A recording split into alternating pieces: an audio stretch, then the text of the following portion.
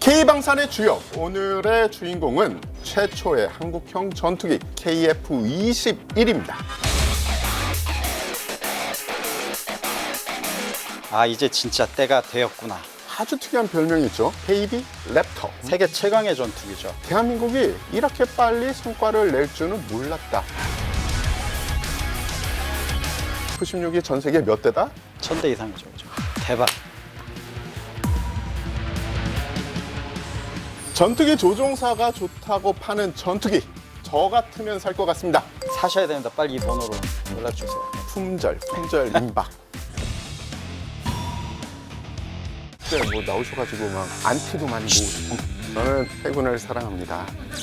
예, 그래서 좀 이거 계속 해야 됩니까? 이렇게. 넘어가겠습니다.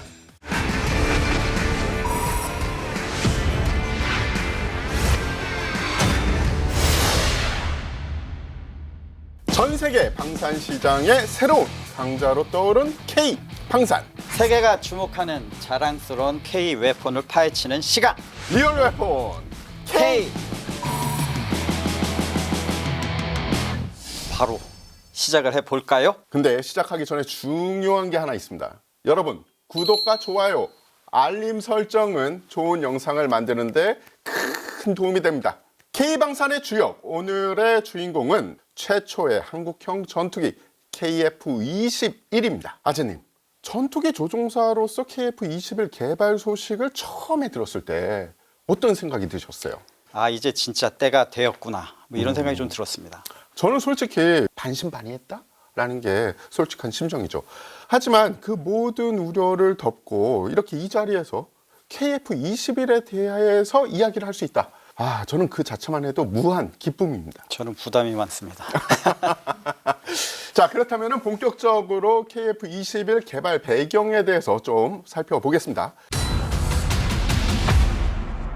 1980년대부터 시작된 이전의 FX 계획에서는 외국 기업의 전투기를 라이센스 생산을 해서 대한민국 군사력을 강화한다라는 계획을 추진해 왔었어요. 하지만 국내 산업 기술력의 한계로 이런 방식으로는 만족스러운 상황을 만들지 못했던 겁니다.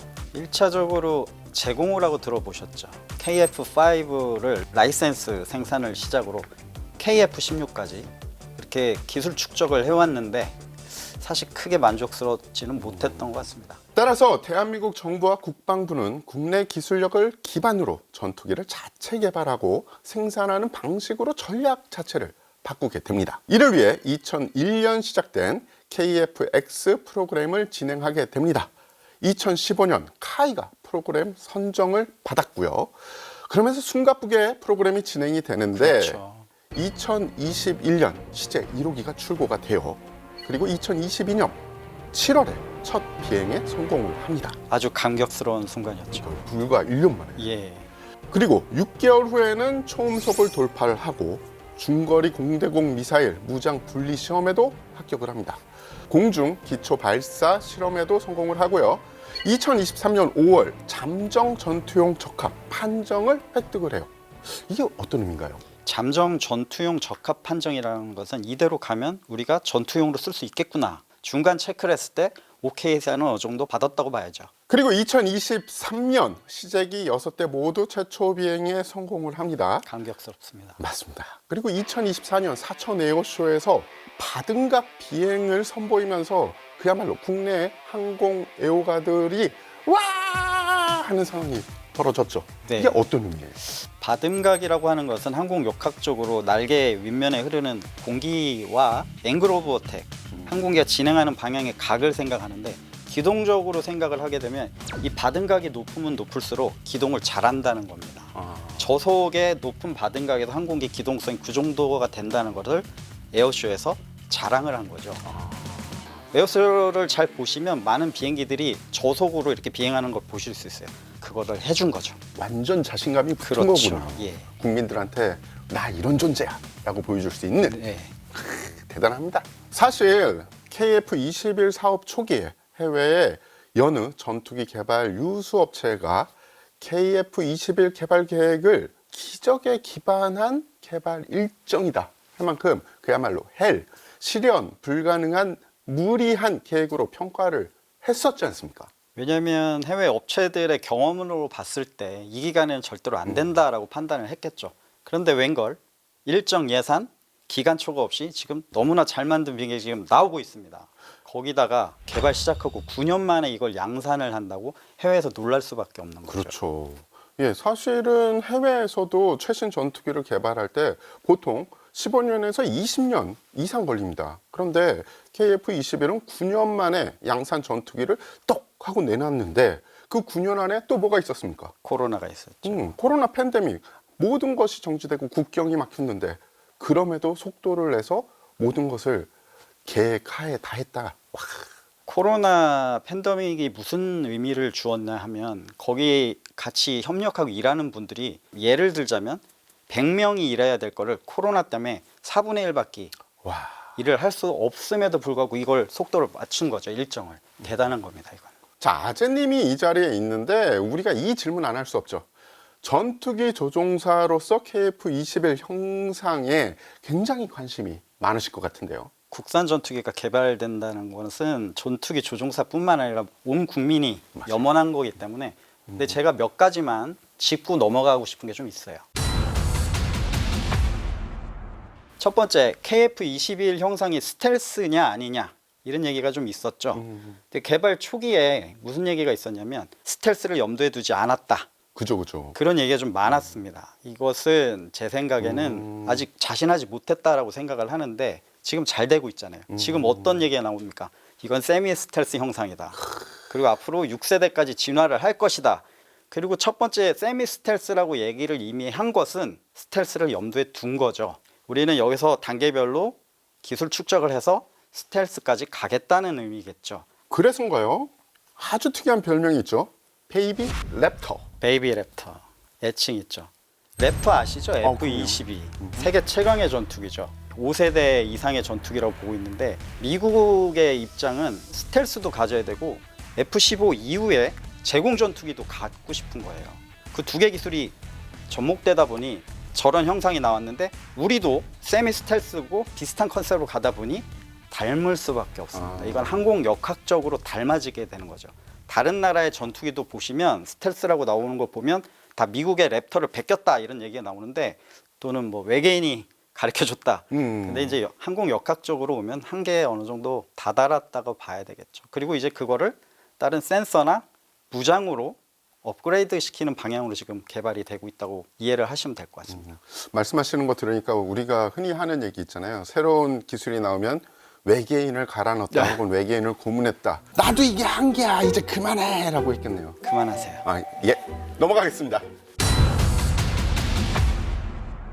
여기서 KF-21의 4대 핵심 기술에 대해서 좀 알아보고 갈게요. 제일 중요한 건 눈이죠. 그렇죠. A사 레이더. 천여 개의 소형 송수신 모듈을 독립적으로 움직여서 목표물을 탐지하고 정보 처리하는 속도가 기존에 비해서 한 1000배 정도 빠르다라고 이야기가 되는 그런 레이더입니다. 동시에 30개의 목표를 추적할 수 있는 게 특징이고요. 향후 수출용 FA50 블록 20에도 배치가 될 것이다. 이런 예상이 여기저기서 나오고 있어요. A사 레이더가 왜 중요하냐면요. 이지스함에 달고 있는 레이더를 전투기에 달고 있다고 생각하시면 쉽게 이해가 됩니다. 이전에는 기계식 레이더 하나가 있으면 미사일 하나밖에 방어가 안 돼요. 아까 말씀하신 대로 동시에 30개의 목표물을 추적할 수 있다. 각각의 레이더 소저가 적기를 추적할 수 있는 거예요. 이건 상당한 기술입니다. 또 하나는 공대공 전투를 하면서 동시에 공대지 전투를 할 수 있습니다. 이전 전투기들은 공대공이면 공대공, 공대지면 공대지에 맞게 레이더를 썼어야 돼요. 내 레이더를 쓰게 되면 두 개가 같이 되기 때문에 생존성에 상당히 신뢰성을 줄 수 있죠. 자, 다음 알아봐야 될 것은 RF 제모, 전자파 방해 장비인데요. 방해 전파를 방사를 해서 적의 레이더 미사일을 무력화하는 기능을 가지고 있는 장비죠. 예, 이거는 어느 정도 전자전 측면에서 업그레이드된 장비인데 이거는 좀 보안 사항이 있어서 향후 업그레이드되는 걸 좀 봐야 될 것 같습니다. KF-21에서 좀 특이할 만한 게 EOTGP라고 해서 전자광학 표적 추적 장비가 있습니다. 타겟팅 파드라는 기능을 이제 일체화시키기 위한 중간 과정인데 일렉트로 옵티칼 광학으로도 볼 수 있다는 거죠. 이전에는 레이저나 레이더 기술을 가지고 지상의 목표물을 봤다면 이제 광학까지 볼 수 있게 되는 거죠. 저게 왜 중요하냐면 공군의 정찰기들이 있어요. 그 정찰 자산들에 의해서 적의 표적들을 가져오면 그 표적을 할당받아서 전투기가 타격하는 시스템이었는데 EOTGP가 들어오면서 저런 타겟팅 파트 자체가 정찰을 할 수 있는 플랫폼이 되는 거죠. 바로 즉각적으로 표적을 확인해서 바로 때릴 수 있는 그런 역할이 가능하게 된 거죠. 하나 또 특이한 것은 IRST, 적외선 탐색 및 추적 장비라는 게 있어요. KF-21 앞에 이렇게 코가 이렇게 하나 나와 있는 게 있는데 레이더가 아니라 IR, 인프라레드, 적외선으로 탐지하는 장비입니다. 이건 특이하게 우리나라 전투기에서 처음 들어가는 거죠. IRST가 왜 필요하냐면 적을 탐지하기 위해서 레이더로 락온을 하는 순간 적의 전투기 조종사는 RWR이라고 레이더 워닝 리시버를 달고 있어요. 내가 지금 위협을 당하고 있구나. 그리고 회피 기동을 하게 됩니다. 제가 락온하면 회피 기동하면 미사일을 쏠 수 없겠죠. 그죠. 그래서 레이더를 사용하지 않고 IRST를 사용해서 탐지해서 조용히 기습을 할 수 있습니다. 그래서 이런 게 앞으로 센서가 계속 발달됨에 따라 이 IRST가 레이더만큼의 역할을 해주기 때문에 다시 부각이 되고 있는 겁니다. 또 제가 듣기는 IRST를 운용을 하면 스텔스기를 잡을 수 있다. 잘 들으셔야 되는 게 IRST가 스텔스를 잡는다는 내용이 아니라 이게 있다 보니 스텔스도 잡히구나. 왜냐하면 스텔스도 엔진을 가지고 있어요. 이걸 IRST가 잡을 수가 있습니다. 그럼 스텔스를 잘 만들어놨는데 이게 걸리면 스텔스가 아니잖아요. 그죠. 그거 하나만으로도 일단 군사작전의 승리의 요인을 가져갈 수 있다. 그런 측면을 얘기하고 싶습니다. 그리고 현재는 적외선 감지를 회피할 수 없는 엔진이지만 발전용으로 가면 비행 중에 기체에서 발생하는 열소수나 엔진에서 발생하는 열소수도 줄여가지고 적외선 감지를 회피할 수 있는 진정한 6세대 스텔스기를 개발하는 계획도 세우고 있다. 이렇게 알고 있습니다. 이게 참가 방패입니다. 아까 IRST 말씀드렸잖아요. 저게 피탐이 안 돼야 되는 거죠. 근데 기존의 엔진들은 NCTR이라고 해서 레이더 반사파를 보고서 기종을 식별할 수 있는 기술이 있어요. 그래서 지금 F-18 같은 경우는 그런 엔진들을 써서 보호 장치들이 들어가고 있고요. KF-21도 지금 엔진이 F-18용 엔진을 사용하고 있잖아요. 그런 기술이 들어가 있다고 봐야 되죠. 근데 향후 국산화되면서 그 기술들 더 업그레이드하고 아까 말씀드린 열 감지까지 줄이려면 엔진 형상이 바뀌어야 되겠죠. 그래서 국산 엔진을 개발하려고 하는 노력이 거기에 있는 거라고 봅니다. 지금 해외에서는 사실상 6세대급을 개발하는 국가들이 많은데 왜 우리는 지금 이 시기에 4.5세대를 만들고 있느냐. 그렇게 되면 뒤처지는 거 아니냐. 친구야. 지금 몇 살이고 농담을 했습니다만 지금 한반도에 우리나라가 처한 군사적 현실을 봐야 돼요. KF-21을 만들 때 첫 번째 목표는 노후화된 F4, F5 전투기를 대체하는 게 첫 번째 목표거든요. 일부 노후화된 F-16도 이거 교체를 해야 돼요. 그럼 성능도 어느 정도 F-16급을 맞춰서 가야 되겠죠. 이게 첫 번째 목표였습니다. 첫 번째 목표를 6세대를 만드는 게 목표가 아니었거든요. 양과 질이라는 문제를 좀 말씀드리고 싶은데요. 6세대면 질적인 측면에서 되게 좋겠죠. 그러나 우리 그렇게 비싼 6세대를 몇 대나 살 수 있겠느냐. 근데 우리는 양적으로 400대로 전투기가 묶여 있어요. 근데 대부분의 전투기가 이제 퇴역을 해야 되거든요. 이게 우리가 왜 6세대를 하느냐 그 문제가 아니라 지금 급한 상황을 빨리 불을 꺼야 된다. F4, F5 어떻게 보면 체급을 같이 묶어서 말씀을 해주셨는데 F4는 얼마 전에 퇴역식을 해서 그렇죠. 아직도 그러니까 F5가 굉장히 많이 운영이 되고 있다. 두 번째는 일단 공군은 전투기를 세 단계로 나눠 있습니다. 하이급, 미디움급, 로우급. 그래서 퇴역하는 전투기들이 미디움급이에요. 이 전투기를 대체해야 될 미디움 전투기가 필요한 거고요. 하이급은 F-15K 이후에 지금 F-35가 들어와 있죠. 그걸 F-21이 지금 빨리 대체할 필요는 없다고 보는 거죠. 그리고 로우급은 아시겠지만 FA-50이 지금 담당을 하고 있는 거죠. 우리의 허리 전력이 필요한 겁니다. 전투기 조종사분들 얘기는 FA-50이 진짜 로우급이 아니라고 하더라고요. 지금 KF-21을 얘기하는데 너무 급발진하시는 거 아닌가? 네, 죄송합니다. 급발진하지 마시고. 급발진 안 하겠습니다. 듣자 하니 KF-21 설계가 F-16 성능을 넘어보자라는 그런 뜻에서 나왔다라는 이야기도 있어요. 그건 또 어디서 그렇게 들으셨습니까? 역시 대단하십니다. 기자 아닙니까? 여기저기서 다 듣습니다. 리스펙.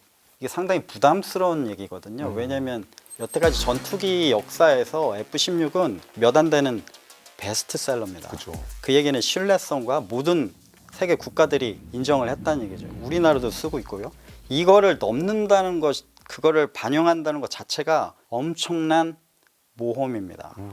근데 만약에 이걸 넘는다면 F-16 국가들이 KF-21 이거보다 좋네? 이러면 또 좋을 수도 있겠죠. 하지만 개발하고 있는 지금 단계에서는 부담이 될 수밖에 없죠. 그런 문제가 있습니다. F-16에 대해서는 일본에서도 얘기를 많이 하는데 F-16을 모델로 F2란 전투기가 나오죠. 그 이전에 미쓰비시 F1이란 공격기를 만들고 그 기술을 가지고 F2를 갔는데 더 이상 진전이 없어요. 그리고 그 개발 과정에 추락도 많이 했습니다. 근데 그렇게 따져보면 지금의 이 사업이 부담이 많이 가고 있다는 거는 인식을 하셔야 될 것 같습니다. 그렇군요. 제가 가장 받는 질문 중에 어려운 게 이 전투기가 이겨요? 저 전투기가 이겨요? 맞아요. 이 얘기를 하시거든요. 그럼 6세대하고 4.5세대 만나면 누가 이겨요? 당연히 6세대가 이기겠죠 라고 하고 싶지만 전투에서 가장 중요한 것은 기종이 아니라 조종사의 능력입니다. 그리고 무장입니다. 어디 영화에서 들었던 얘기인데 이거? 영화에 들었습니까? 탑건인가? 탑건. 예. 그래서 전투 기술하고 전투 조종사들이 있는 거지. 당연히 6세대와 4.5세대 싸운다. 그럼 조종사 안 하고 아무나 타도 되겠죠, 그죠? 첫 번째 중요한 건 조종사의 기량 그리고 무장. 세 번째가 기종입니다.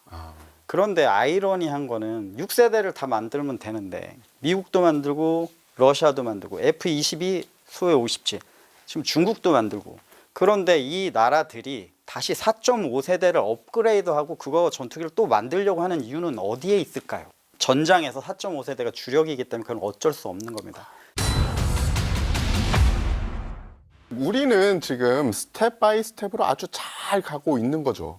그래도 진화한 모습을 좀 빨리 보고 싶은 마음 어쩔 수가 없어요. 빨리빨리. 아마 모두가 그러실 겁니다. 그래서 다들 KF-21 확장성에 관심이 많은데요. 블록 1은 공대 공, 블록 2는 공대 지, 블록 3는 스텔스 기능을 발휘하면서 유무인 복합, 편대 운영이 가능하게 진화되는 것이 계획입니다. 블록 3까지 순조롭게 성공을 하면은 4단계는 스텔스 기능을 최대로 갖추고 전투기 조종에도 AI를 적용하는 진정한 6세대 전투기가 개발될 것이다. 혹은 도전할 것이다. 라는 게 원대한 계획이죠. 빨리 보고 싶습니다. 맞습니다. 얼마 전에 해군 항공모함 얘기가 많이 무르익었죠. 그때 뭐 나오셔가지고 막 안티도 많이 제가 이 자리에서 바로 잡겠습니다. 항공모함을 들어오지 말자고 한 게 아니라 지금은 때가 아니다라고 말씀드린 거를 해군분들께서 오해를 많이 하시더라고요. 그게 몇 년 전이에요? 벌써 한 3년, 2, 3년 됐죠? 그럼요. 예. KF-17 시작도 안 했는데 지금 함재기 이야기 나와서 그때는 지금 너무 빠르다. 저는 해군을 사랑합니다. 예, 그래서 좀 조사를 해봤는데요. 째려보고 있어가지고 지금 얼굴이 타는 것 같아요. 이거 계속 해야 됩니까? 이렇게. 그래서 KF-21N 함재기 이야기가 나오고 있었는데 네. 개발할 수 있는 여력은 있지만 지금 한국형 항공모함과 속도를 아마 맞춰서 갈 것 같아요. 그래서 진화적 스텝 바이 스텝이기 때문에 어느 정도 나오는 거 보면서 같이 가는 게 좋지 않겠느냐. 그게 저의 의견. 저도 해군을 사랑합니다. 사랑합니다. 저는 외신 기자들을 접할 기회가 많고 해외 밀리터리 관련 분들을 접할 기회가 많다 보니 그들의 직접적인 반응을 볼 때가 많은데요. 뭐라 하시던가요? 대한민국이 이렇게 빨리 성과를 낼 줄은 몰랐다라는 반응인 거죠. 저도 잠시 외국에 있으면서 다른 전투조종사 친구들을 사귈 기회가 좀 있었는데 이 친구들 반응을 보면 전 세계에 사실 생각해 보세요. 전투기를 개발했었고 개발하고 있는 나라가 몇이 되는지 그것만 해도 대한민국이 대단하다는 반응이 하나 있었고요. 조금 더 디테일하게 얘기를 하자면 6.25 때 공군으로서 대한민국 참전했던 국가 몇 국가 안 되는데. 예, 그 나라의 조종사가 얘기가 6.25의 전쟁을 받았던 이 대한민국이 이제는 자기들보다 더 부강해지고 근데 이제 전투기까지 만들다. 대단하다고 얘기했고. 근데 그 친구분은 어디서 만나신 거예요? 한간에 듣자니 뭐 한동안 안 보이셨잖아요. 다음 기회에 꽝. 알겠습니다. 이렇게 잘 만들었으니 이제 잘 판매를 해야겠죠. 지금 KF-22를 주목하는 대표적인 나라들을 잠깐 말씀을 드리자면 필리핀은 전투기 도입 사업에 F-16과 함께 최종 후보로 한국의 KF-21 전투기를 선정을 했고요. 이거 보십시오. F-16과 함께 KF-21. 아, 그렇구나. F-16을 넘는 항공기가 나오면 얘기가 달라질 겁니다. 야, 그러면 F-16이 전 세계 1000대 이상 팔렸는데 그것들을 다 우리가 뺏어오면 대박. 대박이 대박. 뭐 사야 되나? 자, 거기 넘어가겠습니다. 그리고 일부 외신들에서는 어떤 이야기를 하냐 하면은 FA-550 경 전투기를 운영을 하면서 받은 한국의 지원과 운영 시스템에 만족한 필리핀이 한국의 KF-21 선택할 가능성이 높다라는 이야기도 나오고 아, 이거 있습니다. 누가 그러셨는지 모르겠는데 선배님들께서 거기서 엄청 노력을 하셔서 그쪽 공군이 만족도가 상당하답니다. 그래서 아마 좋은 우호적인 지분이 많지 않을까라는 생각이 듭니다. 오프 더 레코드. 방송인데? 아, 온 더 레코드? 또 사우디아라비아에 대해서도 우리가 좀 살펴봐야 되는데요. 사우디 정부가 튀르키예 전투기 칸을 100대 정도 도입한다는 소식에 되게 재미난 거는 사우디 공군이 좀 열을 받았다. 그 소식을 듣고. 거기 더워요. 원래 열받습니다. 아, 그런가요? 사실 그들이 원했던 것 중에 하나는 KF-21이다. 그러니까 KF-21을 꼭 사자가 아니라 경쟁을 시키자라는 이야기가 있는데 충분히 가능한 얘기. 칸이 긴장할 전투기로는 KF-21이 있으니 두 기종을 경쟁을 경합을 붙여보자. 시키자. 정합을 붙여보자. 이런 이야기가 나왔습니다. 그러니까 KF-21이 아직 전력화된 기체가 없음에도 불구하고 벌써 다른 전투기들을 긴장시킬 수 있는 존재가 된 거죠. 그렇죠. 자, 태국도 있습니다. 태국은 미국으로부터 F-35 도입을 거절당했어요. 거절당했어요? 네. 와우. 그래서 거절을 한 번 당하고 이번에 또 한 번 뭐 재신청을 한다 이런 얘기가 있는데 그러면서 F-35에 대응할 수 있는 다른 전투기를 찾아보고 있는데 그 중에 하나가 바로 우리의 KF-21이다. F-35에 대응하는 KF-21. 그러니까 F-35는 못 사니 그럼 뭘 살까라고 하다가 KF-21 이거는 우리가 살 수 있지 않을까. 아, 대박. 라고 생각을 하는 것 같고요. 또 페루가 있는데요. 페루는 얼마 전에 국가 정상들끼리 만나서 전방위적인 방산 협력에 합의를 했어요. 그때 같이 계셨습니까? 제가 언론 아닙니까? 그 자리에 없었어요. 그런데 기사를 접했습니다. 같이 있는 것처럼 얘기하셨는데. 그러니까 제 특기잖아요. 그때 많은 이야기가 나왔는데 전방위적인 협력이잖아요. 그 중에 하나가 대한민국의 항공기들을 남미 국가에 판매를 할 때 페루가 사실은 우리의 항공 기술을 페루한테 전달을 해서 페루 현지에서도 하겠다. 이런 뉘앙스로 들렸는데요. 네. 그러니까 어떻게 보면은 페루가 우리 항공기의 수출 전진 기지가 될 수 있다. 좋은 소식인 것 같습니다. 이렇게 볼 수 있는 거죠. 아재님은 전투기에 대해서 워낙 잘 아시니까. 잘 모릅니다. 자꾸 그렇게 하지 마시고. 에이. 어떻게 보면 고객의 니즈도 잘 알지 않을까 싶은데 만약 본인이 KF-21을 파는 사람이야. 해외 고객들에게 KF-21을 어떻게 마케팅을 할 겁니까? 그 어려운 질문을 저한테 주십니까 자꾸. 팔 사람이 그걸 해야 되는데. 자, 근데 저라면 KF-21의 장점이 좀 있어요. 잠깐 썰을 풀자면 제가 개발 초기 단계에 KF-21 시뮬레이터를 타봤거든요. 오. 근데 훈련을 한 번도 안 받은 상태에서 예. 바로 좌석에 앉아서 따로 공부를 안 해도 너무 친숙한 거예요. 그 얘기는 제가 F-16 조종사인데 비슷해요. 그래서 바로 앉아서 시동을 걸고 런웨이 가서 이륙을 하는 순간 개발자들이 와서 게이머야? 이런 식으로 제가 올라가서 기동을 하는데 퀵클라임에서 올라가는데 속도가 안 줄어요. 투 엔진의 이 강력한 파워 감명받았습니다. F-16가 어느 정도 올라가다면 리커버리를 해야 되는데 언제까지 올라가나 보자 쭉쭉쭉 올라가서 기동 다 하고 전술 출항 전술 입항해서 고속으로 내려서 내리니까 사람들이 어떤 게이머세요? 저 예비역인데요. 그때 이게 큰 메리트가 됩니다. 크게 훈련을 안 받아도 친숙합니다. F-16 출신들. 그래서 아까 말씀드렸지만 전 세계 F-16 시장을 두드릴 수 있겠죠. 이거 상당히 큰 장점이라고 볼 수 있습니다. 제가 언급을 드렸지만 F-16의 4.5세대인 바이퍼 또는 F-15 익스텐드 버전 뭐 이런 것들이 나오고 있는데 그래봐야 플랫폼이 오래됐거든요. 설계가 옛날 방식인 거죠. 70년대 방식. 근데 지금 현재 2000년 이후의 설계 방식을 쓴 전투기랑 다를 수밖에 없죠.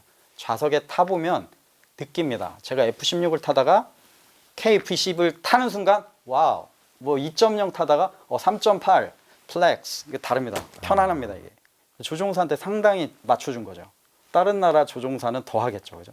메리트가 있다는 얘기입니다. 좀 정리를 해보면 그러면 마지막으로 F-16 조종관 잡은 게 시뮬레이터를 타기 한 몇 년 전이었어요? 그때 당시 한 3년 이상. 3년 이상. 예. 그럼 3년 전에 조종관을 잡았던 F-16 조종사가 처음 보는 기체에 올라타서 친숙했습니다. 상당히. 예, 전술 이륙을 하고 전술 기동 다 하고 내려올 때도 전술 착륙까지 했다. 네, 기존의 F-16 조종사들은 그냥 KF-21로 바로 옮겨 탈 수 있다. that's right. 아까 F-16이 전 세계 몇 대다? 1000대 이상이죠, 그죠? 대박. 사셔야 됩니다. 빨리 이 번호로 연락 주세요. 네. 품절 임박. 전투기 조종사가 좋다고 파는 전투기, 저 같으면 살 것 같습니다. 대한민국 국민으로서 우리가 전투기를 자체 개발했다는 것만으로도 너무 자랑스럽지만 우리 전투기라는 사실 빼고 객관적으로 한번 이야기해 볼 때가 되긴 했어요. 자, KF-21은 어느 정도 포지션을 가진 무기 체계일까요? 제가 한마디 하겠습니다. KF-21이 4.5세대를 지향하고 있잖아요. 물론 6세대를 지향하지만 한번 생각을 해보세요. 4.5세대급 전투기가 뭐가 있을까? F-16 바이퍼급 또는 F-15 뭐 업그레이드해서 4.5세대, 프랑스의 라팔, 스웨덴, 그리핀 정도 있습니다. 그리핀은 북구에 있다고 보고요. 지금 제가 봤을 때 중동의 많은 국가들이 라팔을 운영을 하려고 합니다. 그것은 미국에 대한 약간 반발적인 기류가 좀 있어요. 근데 그거 말고는 동남아 국가부터 해서 많은 나라들이 F-16을 가지고 있죠. 그럼 이것을 업그레이드 할 것인가? 근데 이 F-16이 많이 노후화가 됐죠. 업그레이드 하기에는 좀 문제가 좀 있을 수가 있습니다. 그러면 새 기종을 들어와야 할 텐데 친구야 너는 쓰던 거 또 쓸래? 아니면 새 거 사고 싶냐? 나 또 쓰는 거 싫다. 그지? 4.5세대 KF-21이 메리트가 있다고 봅니다. 수치적으로 말을 해서 4.5세대급의 스텔스 레디 전투기를 자체적으로 개발할 수 있는 여력과 능력 그리고 국가적 원동력을 가진 국가는 전 세계에서 10손가락 안에 꼽힙니다. 유럽의 항공우주 강국들도 여러 가지 이유로 독자 개발보다는 컨소시엄 방식을 선택을 했고요. 물론 독자 개발과 컨소시엄 개발 모두 일장일단이 있는 건 맞아요. 대한민국이 KF-21을 순조롭게 전력화시킨다면 그것은 대한민국의 항공우주기술의 진일보를 뜻할 뿐만 아니라 KF-21을 생산하는 데 관여한 많은 회사들의 미래 먹거리를 책임지는 효과가 나올 거예요. 그렇죠. 왜냐? 4.5세대, 6세대급의 전투기의 부품을 만들 수 있는 회사야? 그럼 전 세계 4.5세대, 6세대의 전투기를 만드는 회사들의 부품을 댈 수 있는 회사야. 그렇죠. 라는 게 됩니다. 코로나 때 많은 방산 업체들, 세계 유수의 업체들이 문을 많이 닫았죠. 닫았다는 얘기는 가동을 많이 안 시켰죠. 근데 우리 대한민국은 코로나임에도 불구하고 많은 K방산으로 뜨는 이유가 지금 어떤 결과들이 나오고 있습니까? 이게 그동안 남들이 노를 때 열심히 했던 개미들, 우리나라 지금 그 효과를 지금 보고 있는 것 같습니다. 위기를 기회로 예. 만든 거네요. 그래서 지금 보시면 해외에서는 뭘 내놓으라 해도 뭘 줄 수가 없는 상황인데 대한민국 얘기하면 바로 오네? 그 점도 엄청난 메리트로 작용하고 있습니다. 지금. 아니 국뽕을 빼고 솔직하게 이야기를 해보자라고 시작을 했는데 사심을 빼고 객관적으로 이야기를 해봐도 좋은 건 좋은 거고 잘난 건 잘난 거네요. 저는 KF-21이 잘 될 수밖에 없다고 보는 또 하나의 이유가 있습니다. 첫 번째는 한국형 독침 무기들을 우리 마음대로 장착을 할 수 있다는 것이죠. 이거 되게 중요한 말씀입니다. 왜냐하면 외국 무기만 사용한다고 하면 비행기를 팔고 싶어도 이 무장의 문제가 좀 생기거든요. 같이 개발하는 거 상당히 잘하는 것 같습니다. 그리고 이야기를 들어봤더니 외국 항공기에 우리 무기를 인티시키려고 하면은 정보를 다 줘야 된다. 그래서 보안이 깨져버린다라는 이야기도 하더라고요. 그게 KF-21을 우리가 만들게 되면 그런 거를 우리가 자체적으로 할 수가 있죠. 그거 상당히 좋은 지적입니다. 왜냐하면 미국 전투기를 갖다가 우리나라 무기를 달려고 하면 미국의 승인을 받아야 돼요. 돈도 주어야 돼요. 기간도 오래 걸려요. 거기서 안 된다 그러면 안 됩니다. 음. 이런 게 없이 일정에 맞출 수 있는 것도 우리 플랫폼이 있어야 확장성이 가능한 거죠. 그러니까 가성비도 좋아지고 무엇보다도 우리가 독자적으로 개발한 첨단 미사일의 비밀을 미국 측으로 제공하지 않아도 되고 우리 기체에 달아서 뭐 실험을 하니까 언제든지 원할 때 실험할 수 있고. 그렇죠. 이건 뭐 꼭 먹고 알 먹고. 꼭 먹고 알 먹고. 도랑치고 가재치고. 그렇네요. 아, 최고인데요. KF-21의 한국형 독침 무기로는 초음속 공대함 미사일, 극초음속 미사일, 미사일 상승 단계 요격 미사일 등이 꼽히고 있습니다. 지금 저 얘기가 되게 중요한 게 초음속 공대 함미사일. 여태까지 해군에 대한 전력 백업을 공군이 해줬는데 그걸 끝까지 가져가겠다. 근데 이제 초음속이라는 얘기는 좀 다릅니다. 왜냐하면 요격이 사실상 좀 많이 힘들거든요. 그래서 그런 미사일, 극초음 미사일 동일하고요. 이제 미사일 상승 단계 킬체인의 요격 미사일을 항공기에서 때리겠다. 이것까지 가능하게 되는 거죠. 이런 다른 나라에서는 상상을 못하는 개념입니다. 근데 요새 전쟁을 보면 우크라이나도 그렇고 가자지구도 그렇고 팔레스타인 쪽도 그렇고 주로 날라오는 미사일이나 로켓을 요격하는 게 굉장히 큰 임무 중에 하나잖아요. 그렇죠. 그러면 전 세계에서 거의 최초는 아닐 수 있지만 그렇죠. 제대로 된 요격 무기 체계를 쓸 수 있는 기체를 우리가 가질 수 있다. 예. 저 개념은 미국 전투기들이 처음 하다가 지금 거의 안 하고 있는 개념인데 왜 안 하냐면 이미 발사된 미사일을 요격하는데 그 ICBM 같은 거를 전투기로 요격하려는 노력들이 좀 있었는데 근데 부스터 초기 단계에 바로 보고서 요격을 한다면 이거는 성공률이 달라집니다. 그래서 개념상으로는 발전된 개념이라고 볼 수 있죠. 우리가 소위 얘기하는 킬체인의 전력으로 사용이 되겠죠. 아무튼 이렇게 보면은 KF-21이 경제적인 이익은 물론이고 생산, 납품, 관리까지 빨리빨리 그리고 정확하게 해외 고객들에게 줌으로써 이 만족이 기대됩니다. 또 기대할 것이 KF-21의 향후 개발 버전인데요. 현재까지는 3가지 버전이 공개가 됐습니다. EA, EX, SA 3가지 버전인데요. 그게 어떤 건가요? 간단히 말씀드리면 KF-21 EA 버전은 전자전 전투기입니다. 아, 전자전기.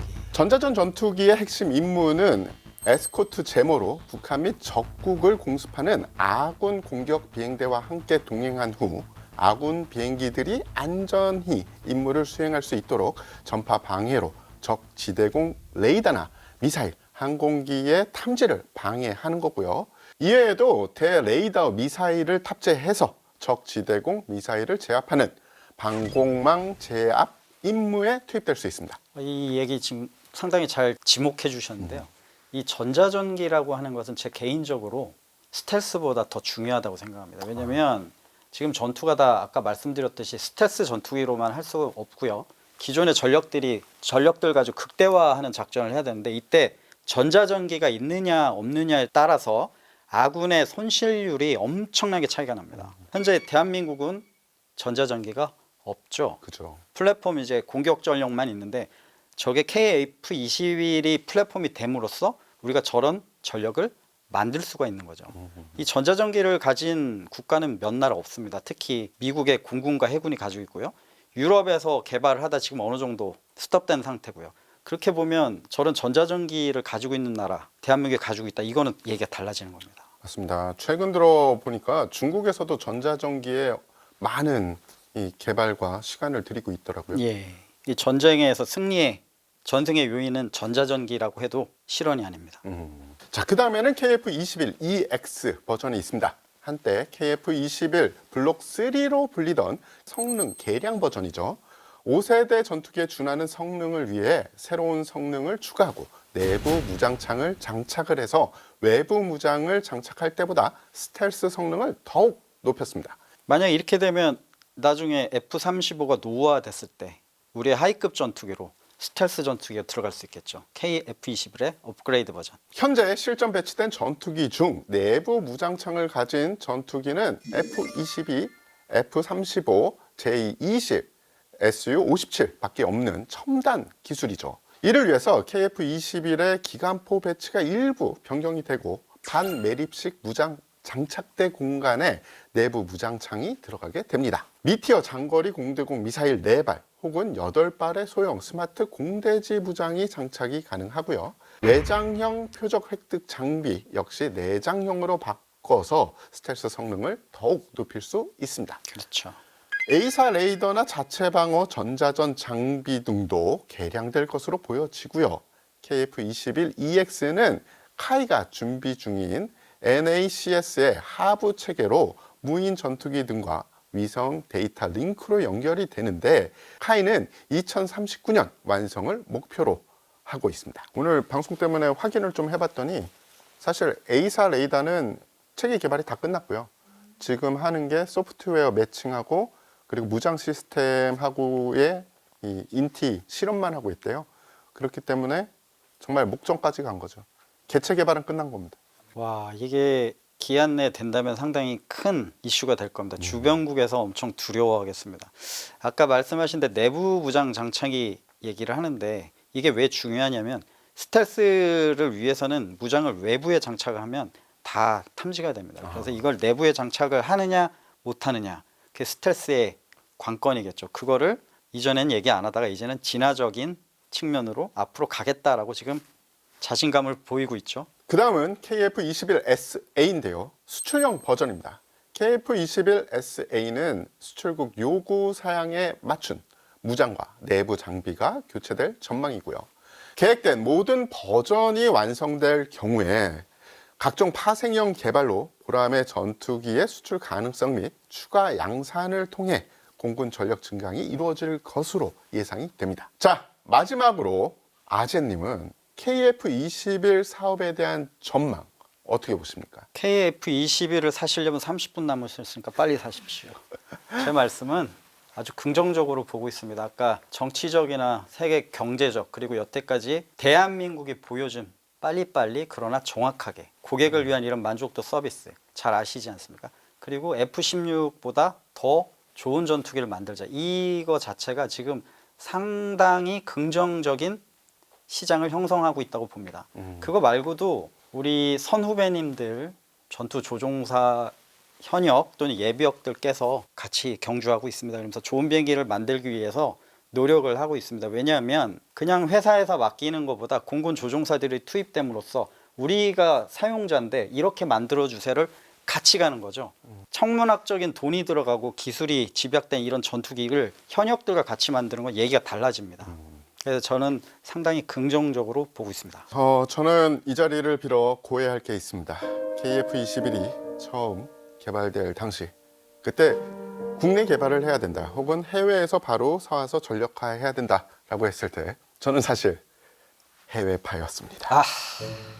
하지만 지금 이 자리에 KF-21이 이 정도로 발전한 모습을 보고 전향했습니다.